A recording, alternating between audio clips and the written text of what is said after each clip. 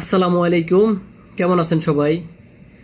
আসলে ভিডিওটা বানানোর উদ্দেশ্য হচ্ছে, দেখেন, একজন সেলিব্রিটিকে নিয়ে আমি ভিডিওটা বানাচ্ছি। আগে দেখেন, আইডিটা দেখেন, আপনারা সবাই এই আইডিতে রিপোর্ট মারেন, ঠিক আছে? রিপোর্ট মারবেন। তাদের কারণে আমাদের সমাজটা নষ্ট হচ্ছে। আমরা কোথায় আছি দেখেন, আপনারা ভিডিওগুলো দেখেন। এগুলো এগুলো কিসের ভিডিও? এগুলো এগুলো কিসের ভিডিও আপনারা দেখেন শুধু। এগুলো কোনো ভিডিও হলো? এই পরিস্থিতিতে যদি ভিডিও বানায়, তাহলে আমাদের সমাজটা কিন্তু নষ্ট হচ্ছে। এদের কারণে ফ্যামিলি নিয়ে অনলাইনে কোনো কিছু দেখাই সম্ভব হচ্ছে না। এদের ভিডিওগুলো দেখেন আপনারা শুধু। আমি তার এই যে ভিডিওগুলো দেখতেছি কি, আমি ফেসবুকে যখন ঢুকার পরেই তার ভিডিওগুলো চোখের সামনে চলে আসে ভিডিওগুলো। তো একটা মানুষের যদি এই ধরনের ভিডিও সে সবসময় প্রতিনিয়ত ফেসবুকে আপলোড করে, আমি আপনাদেরকে রিলগুলো দেখাচ্ছি। তার সে যে রিলগুলো আপলোড করছে, দেখেন এটা কি, এগুলো কোন ধরনের ভিডিও?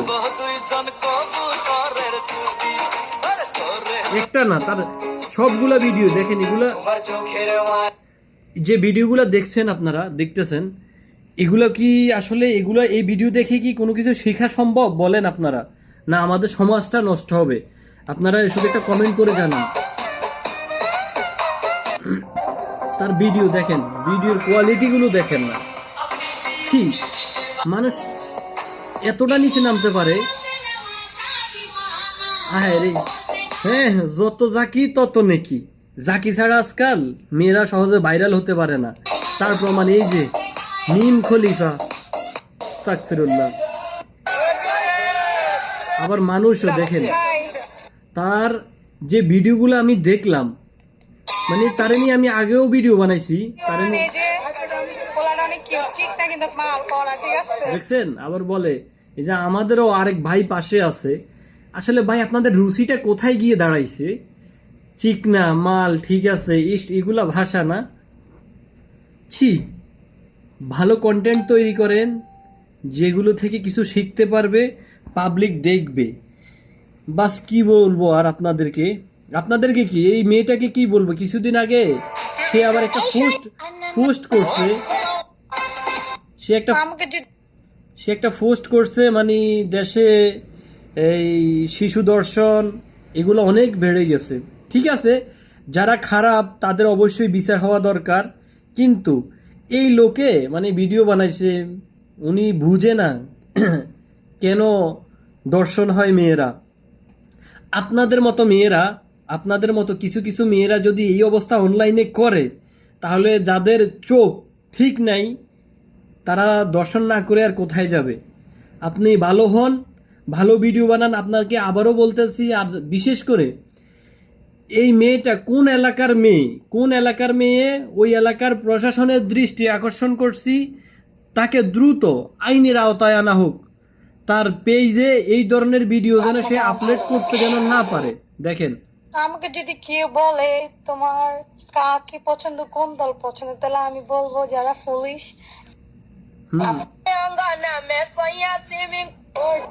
তার ভিডিও দেখেন এগুলা। হ্যাঁ, জাকি ছাড়া তা আসলে ভাইরাল হওয়া যায় না। ছি, কি বলবো আর। আপনারা এইসব লোকের কাছ থেকে, এইসব ধরনের আইডি থেকে একটু দূরে থাকবেন। আর এদের আইডি থেকে আসলে কিছু শেখা সম্ভব না। সমাজ নষ্ট হচ্ছে এদের ভিডিও দেখে।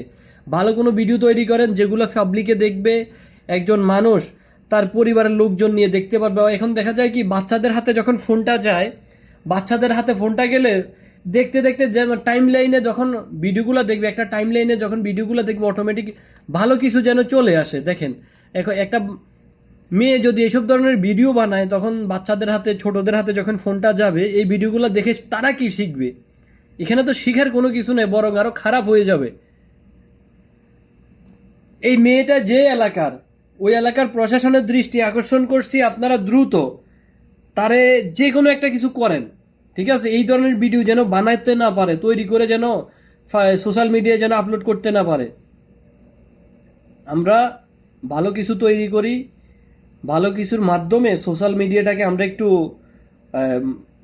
মানুষের সামনে ভালো ভিডিও প্রদর্শন করি, যেন পাবলিকে দেখে, ভালো কিছু বলে, ভালো কমেন্ট করে।